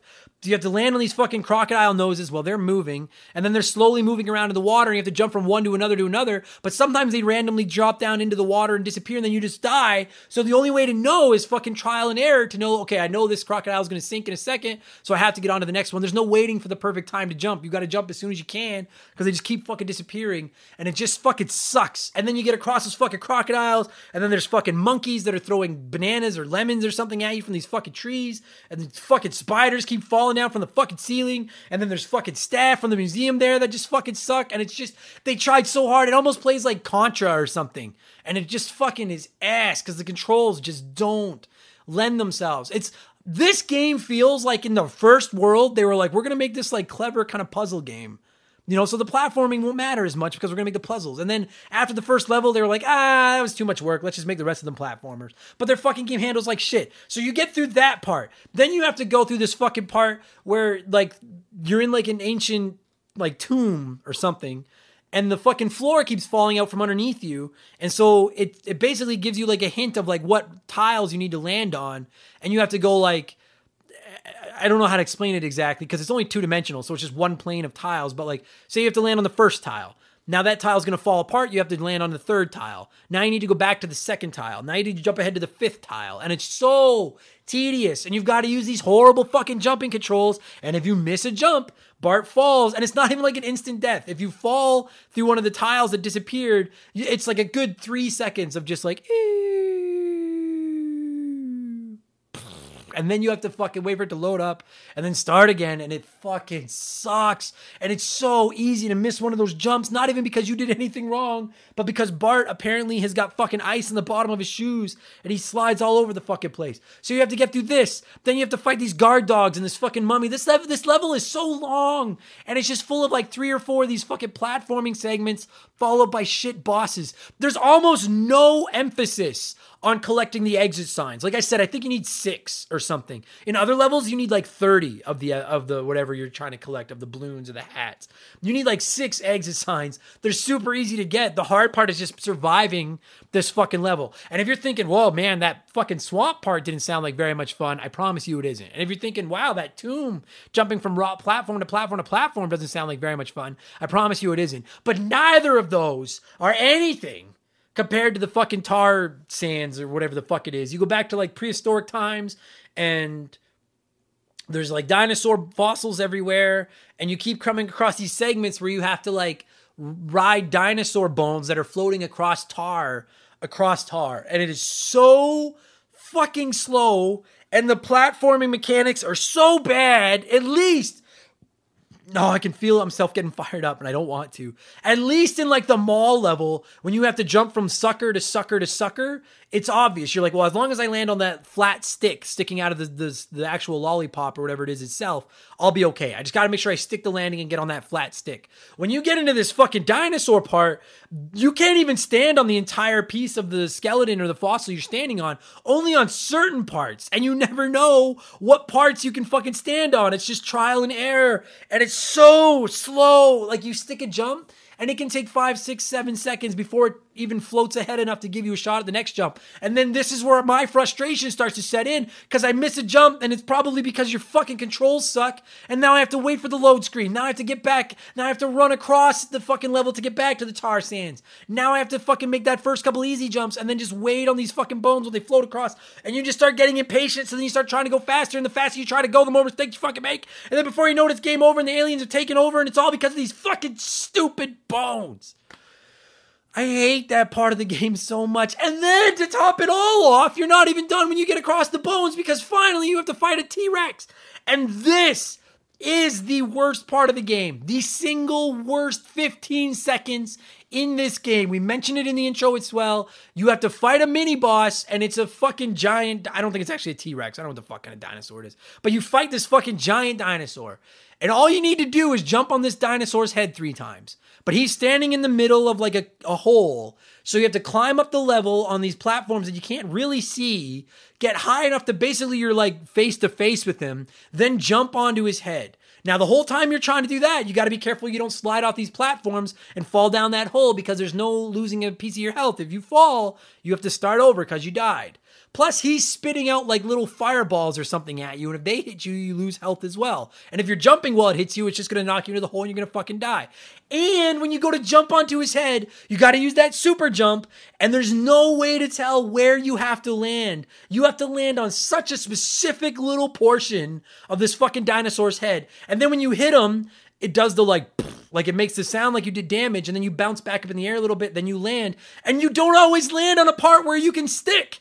Even if you come down directly where you hit that dinosaur, you might jump up there, and on your way up onto his head, it triggers the collision effect of you doing damage. So it plays that like, and you bounce up in the air. Then you land exactly where it triggered that, but it doesn't. You just fall down, and then you have to die and fucking start all over again. There's no indicate the amount of times my game has ended on that fucking dinosaur boss, and I think you only have to hit him like 3 times. I've hit him for the 3rd time, killed him, but then it doesn't put me down on top. Every time you jump on him, you've got to hope that you land in a place that's safe to land. It is just, I can't do it justice by explaining it. It is the most infuriating fucking boss. I hate it so fucking much. It's just, and it's not even that horribly designed of boss. It's just the fucking mechanics of where you can land on this guy's head. It is the fucking worst. So when you hit him for the third time and you kill him, then the screen just shifts forward and now you can jump onto his back, jump off of him and keep going. But like when I land, every single time I fight that boss, I hit my attack, and then if my guy lands and if Bart lands and doesn't fall through him, I just let go of the controller for a second and I'm like, okay, that's one. Because now you have to jump back over onto the land, then do another high jump back up onto his head, and you need to hit it 3 times or whatever the fuck it is. If you've played this game and you've gotten that far, you know exactly who I'm talking about. And I can't imagine there's a person on this fucking planet that will defend that boss fight. It is one of the worst boss fights in the history of video games. And he's not even the final boss. So then you finally get through him. You have to go through more of this fucking museum. And at this point, if you've gotten all the 6... Oh yeah, plus you got to spell Homer, because then you can get him to help you fight the final boss. But the thing is there's really very few security guards in this level, and they're random as to whether or not they're going to be aliens, because that's where you get your evidence from. So, like, I've beaten this level and not spelled Homer, and I hardly ever not spell everybody, but I've beaten this level without spelling Homer before, just because I didn't get enough security guards with fucking aliens on their head for me to kill to get the evidence to spell Homer. But if you do get to the end of the level and you beat that fucking dinosaur and everything, the final boss here is Dr. Marvin Monroe, which is a great character as well. I liked Monroe. I don't know what people hate on him for. And he basically is just like, there's a couple of windows in the back of the level, and he'll show up and drop like little electrical shock things that'll run along the floor. And if Homer's there, he'll stop some of them. And all you have to do is jump on Monroe a few times. It's not a very hard boss fight, actually. He's so much easier than that fucking dinosaur. If that dinosaur wasn't there, I would give this game 2 more points on its final score just because that dinosaur isn't there. I hate him. So you get past all that. Homer helps you beat Dr. Marvin Monroe.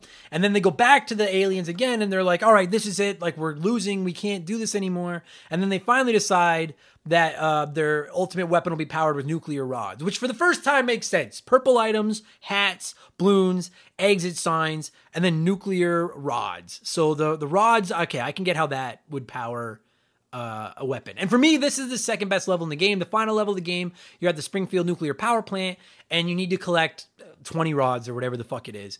And this level is, to me, very clever. It's a puzzle. There's 5 floors. There's certain sections of each floor that you can only get to via using the stairs, or you can only get to with elevators. Like, certain elevators will only take you to certain floors, certain staircases will only go to certain floors. You might see a section of like floor 5 that is behind a wall that you can only access by finding the staircase that'll get you there. So it takes it'll test your patience. But you basically have to explore all 5 of these levels to figure out how to get to every corner of the nuclear power plant to pick up all these nuclear rods. And there's aliens everywhere, and there is platforming involved, but I don't think there's a single part of this game where, or this level where you'll fall through like a pit. The platforming is basically just climbing on like drums of nuclear waste and stuff and avoiding the aliens. But it's not like you'll fall and die. You'll just fall down to the floor. So expect to die a few times, but if you can beat level 4, if you can get through that fucking dinosaur in the museum, you can beat level 5. So that's really cool. What's really neat about it is that it's not just like the other levels where like you pick up the exit signs and they just count toward the count. These nuclear rods, you can actually only carry up to 4 nuclear rods at a time. So you might find 5, 6, 7 of them. You can't carry more than 4. And then you have to go down to the basement of the power plant and put them in this like stabilizer fucking chamber. I don't know how power plants work, but you have to put these nuclear rods in this fucking thing in the basement. And if you put them down there, then they come off the tally and you need to collect all of them and get them down there. And you might think, well, that's kind of tedious. You go, and it is. There's times where it can be so frustrating where like, say you're already carrying 3 rods, then you finally figure out how to get to an area where there's 2 more rods, but you can't carry both. And you might forget how the fuck you got back there the next time you have to, oh my God, that can be frustrating. But fortunately, what's really cool about this level to me is the entire Simpsons family is there to help you. They all are there, and there's no collecting evidence anymore, and they all help you in different ways. So like anytime you come across Marge, who'll just show up at random times in the power plant, anytime you find Marge, she'll take any nuclear rods you're carrying and take them to the basement for you.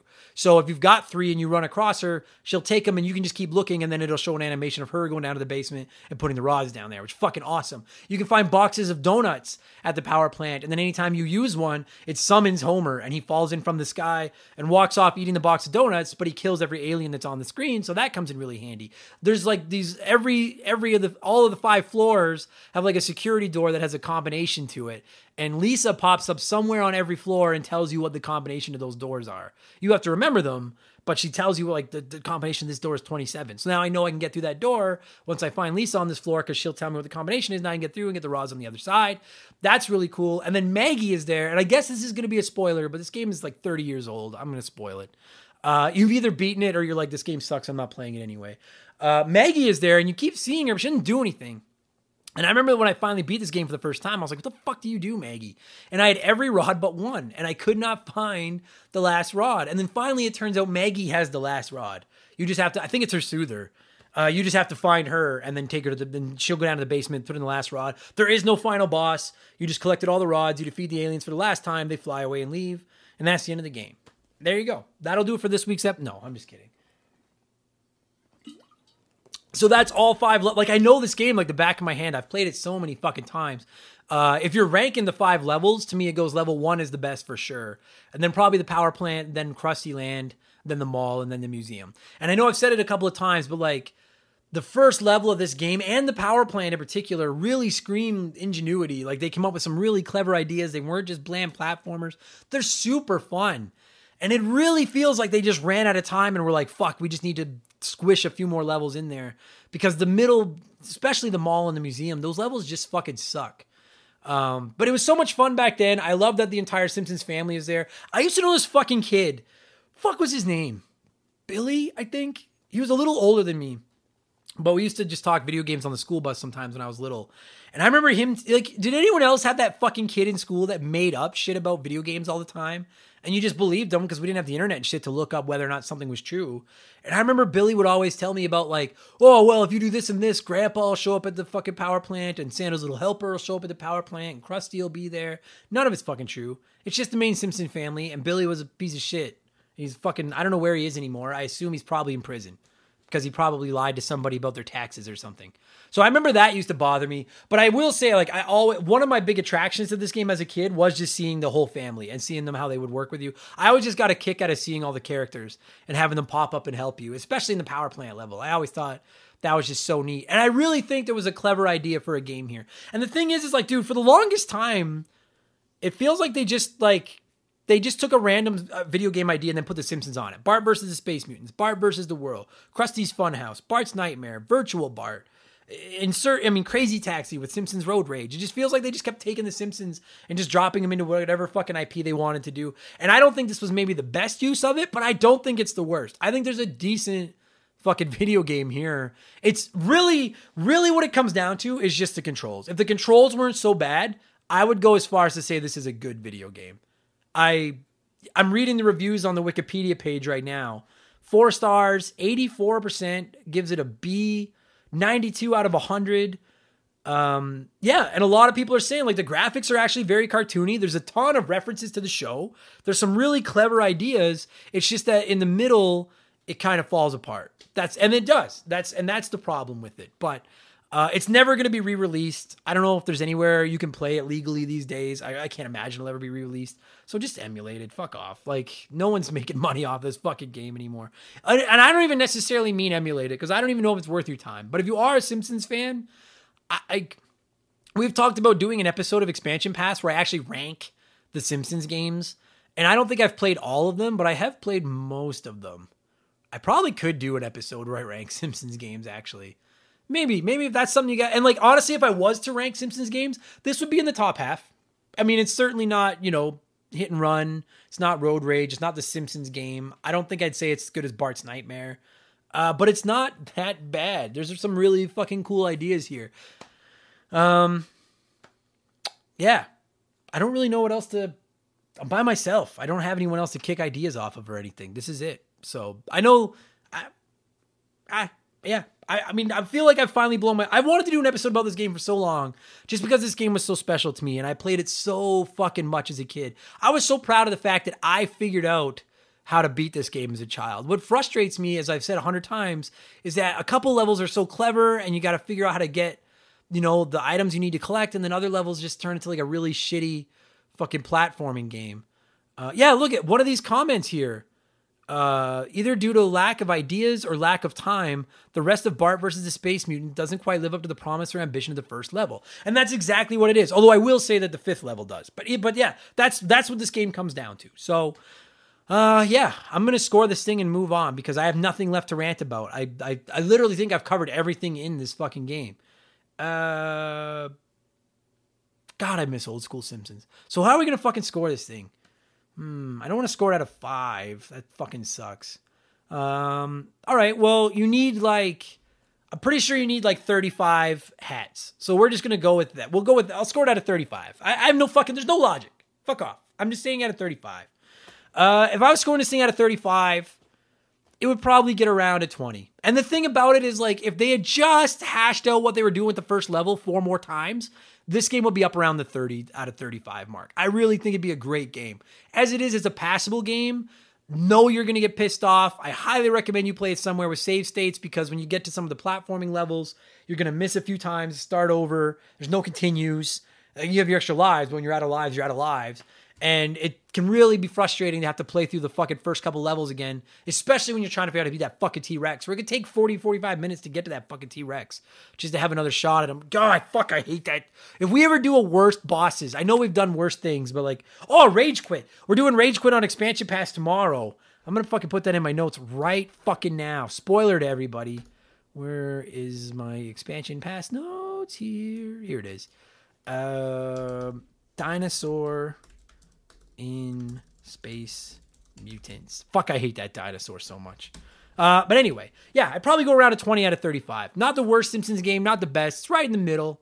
Great idea, though. And I love the cover art. Dude, I'm looking at the box art to this right now. If you've never seen the box art of this, look it up. It's like Bart in the sky, spray painting with his fucking x-ray specs on. Homer's holding on to a UFO that's dropping aliens on Moe. Marge is down there with Santa's little helper. Lisa's spraying Principal Skinner with a fire hydrant. Apu is there for some reason, even though he's not in the fucking game. Maggie's just waving. There's a nuclear inspector sitting on Homer's roof with a megaphone yelling at Bart for some fucking reason. I love the box work to this. This game is so much better than Bart versus the World, which we're going to cover at some point too. This is a better version of Bart versus the World. I don't know if I'd say I hate that game, but I don't like that game very much. But anyway, that'll do it. 20 out of 35. That'll do this episode. Now I'm going to play some old school. It's going to be the original Simpsons track again because there's not a lot of music in this fucking game.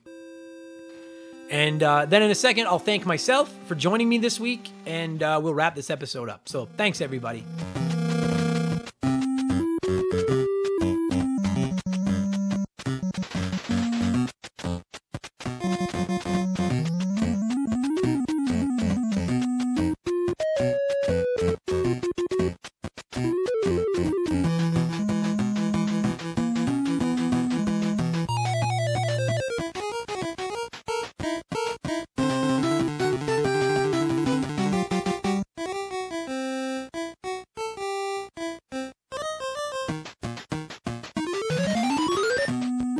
And that's going to do it for this week's episode. Me. Thank you so much for giving me a call and talk. I didn't have a guest this week, so I guess I got to thank myself. You know what? I'm not even going to thank myself.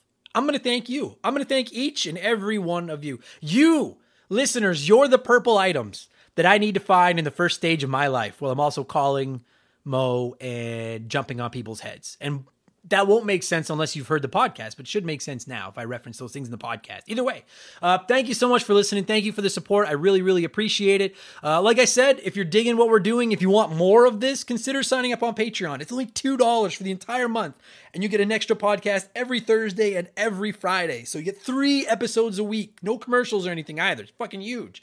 I will say, though, if you're hearing this and the date still starts with September, if it's the 29th or the 30th, I implore you, just wait until October 1st, because I don't want to see anyone. I know some people sign up near the end of the month and they're like, it's fine, man. I really like your show. Keep the extra $2. I appreciate that. But just keep in mind, that's all. You're going to get charged twice and I can't really stop it. So just wait until October 1st. Our Patreon poll will be going live this week, and anyone that's on our Patreon as of October, the beginning of October, in those first few days anyway, you can vote. In my head, that sounded better than it fucking did. I'm not going to plug it anymore. I plug it every week. You guys know. It's growing like a weed. We're like just on the cusp of 400 Patreons, which is fucking almost makes me want to cry. It's fucking incredible. So thank you all so much. Thank you for the support. I'll be back tomorrow with Expansion Pass, where we'll talk about games that made us rage quit. I'll be back on Friday with Game Patch, where we talk about all the biggest news in the world of video games. And I'll be back next week with episode 168 of Remember the Game, which is probably going to be the Tomb Raider episode, but I said that about this week, and then we just weren't able to make it line up. But I think we'll be able to make it line up this time. So it'll be about some game. I don't know. What do you want? Yeah, what? What do you want? Thanks, everybody, for listening. I will talk to you all again soon. You're the best. Clean your controllers. Wash your hands. Be safe. Cheers. Remember the Game is brought to you by our Patreons. I could not produce all the content I churn out every week without all of your support, so I would like to take a moment to thank everyone that has supported us at patreon.com/rememberthegame. And holy fuck, this list is getting long. Here we go.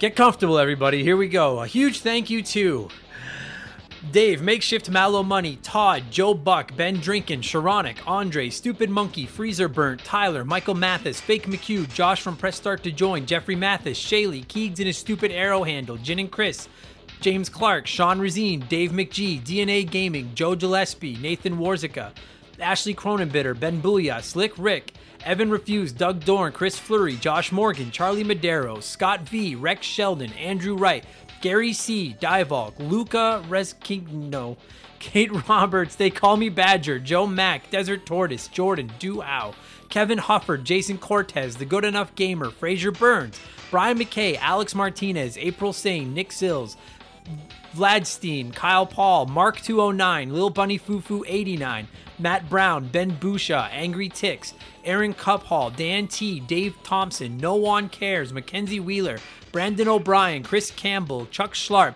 Wyman Brooks, Yamcha, Scott Brooks, Leon K, Adam Chirello, Dario Omen, Stitch, Aaron Lawson, Miklos Blackshaw, The T-Word, Michael Haig, Mr. Nick, Matt McLean, Brian Ransom, Miles from BringBackRetro.com, White Burrow, Chris Knife 007, Nathan Tremblay, Mark Jones, A-Town, Andre SJ Flash, Brian Medeiros, Tom Kite, Danny Vega, David Ray, Geek Life Radio, Morgan, Ryan Yeager, John Quack, Zane Donovan, Adam J, S2S, Jer Bear, Arpad Bodos, Ryan Kinchin, Tommy Reynolds, Defunct, Mike Maloney, Christopher Russell, Brian Bayshore, Retro Ghosty Ghost, X-Water, Vincent L, Very Cool Dude, Jay Clutch, Starl Probin, Tim Riel, The Giraffe, Jared, PB McFadden, G9PSX, Tim L, Dominic S. Thompson, Martin Greenwood, David Schnatterer, Wolverine Foot Films, Peebs, Silver Grunion, Mr. Satan, Raging Demon, Poops Loomis, 8-Bit Bovey, Pat Duddy, MPG in Buffalo, James Anderson, Amy Gillen, Dana Wutchraw, That One Kid Nick, Potato Bob Guy, Mad Shibs, Mercury 869, Derek Jane, Rodrigo Tomazzi, Kelly, Jesse Clark, Pie Messiah, The Honest Pokemon Trainer, Brocken Newcomb, Zootroy, Mfelf, A Novel Console, Kayfabe 5150, Example Text, AJ Jones, JB Retromania, Ferdy Martinez, Troy Kzuniak, Brendan Hine, Boognish, Wolfgang Darren, Ninja Lunchbox 79, Mr. Meeseeks 0406, Derpamus Prime, Seriously Ron P, Sam Wright, Retro Bismol, Andy Hudson, John Byrne 86, Paul Bullard, Joshua Davis, Stefan Fukasawa, Thor the Hammered, Kinslayer, Rogue Agent, Jafar. There's still 200 more of these. Thank you. Mick Jr., Mega Man 2 OG, Good A, Goth C, Dane, Aaron Baker, Lord Finish, K-Jam, Chris Coplian, Spencer C. Weiss, Mandingo 2021, The Saturnian, Cody Poland, JMC, Logan Hale, Doogie, Matt McLean, Pizza Power, Super Nintendudes, Nathan Freak, Mike Burks, Trevor Sevenoaks, Ryan McCowan, Kerry Waka Waka, Fob, Paul Zoe, Wolf Magic K21, Johnny CCDC, Joel LeBlanc, Raul Aguiar, I Worked at Subway, David Phillips, Corey Street, Gary Heather, Carmichael Nicholas, Squints, John DiGiazzo, Tense Sparkster, Omega 88, Swedish Fish, Nathaniel Shelley, Explode Processing, Tim Chambo, Chowdy Loudy, Joseph Gonzalez, Dan Wagner, Daniel McKee, Candido, K-Cuz, Guest House Productions, Bones02, S2 Von 5000, Titan 420, Jose E. Marco, Seth Mayfield, Tom Calvert, Chris Freeman, Kyle Bolton, Scarlett, Zonko 504, Lee Sparks, A Sharp J, Oprah's Iron Fist, Tom Maya, Adam Ferrer, Russell Aldridge, Chris Dory, Classic Crusade, Big G, Shannon Willis, Scott Roseberry, Karth from KOTOR, Sean Radford, Chance McCoy, Josh Valentini, Hammond Egger, Ronnie Sachs, PK, Jeff Bergeron, Ian Watts, Dale Baker, Joe Kirby, Captain N, Owen the Game Furchuck, Super Dave, Plucky Beast, Matthew Day, Broken Spoilers, Harmonies David, Game Nomad Misi, Tristan, Jerry Robinson, Emily Luna, Kenneth Michael Brown, Leigh Evans, Daniel Stidham, Darth Obvious, Master Boy, Leon Napskog, Trapper Keeper 1000, Daniel, Astro Alpaca, Rob Strothman, Ryan Groinus, Kaiser Dragon, PP Poo Poo Cuckoo Pants, Kyle Dodd, Jared Boschlian, Stu Bergerick. Eden Awaits 1981, Tunable Power, Barrow. I don't know. The gray bearded one, Dan Taylor, Swanee. Hayes 87, Lukey Mull, Danny Proudfoot, John Woodruff, Angel Cortez, Dusty Salad, Chris Meisner, Randy Barrage, Neo Nevis, Andy Spilling, Brian Spreitzer, Michael Clark, Chalupa Cabra, Thomas Simmons, Sean Byron, Rocker Dude, Saskatchewan River Pirate, What Great Gaming, Mikey NL83, I Am the Mutt, Juga, Brian Sherborne, Joseph Champity.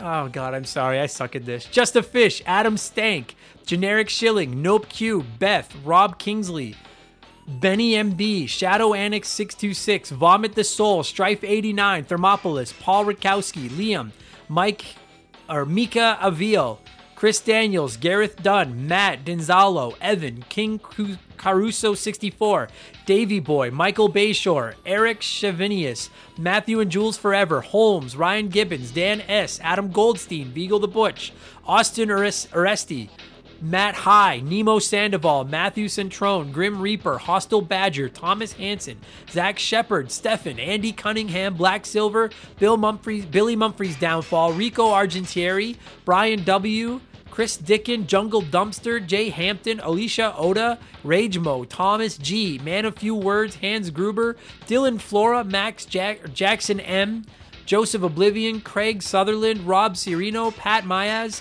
Matthew D'Amico, and Daja 1K12. If I fucked your name up in there, consider it a badge of honor because I suck at this. Holy fuck.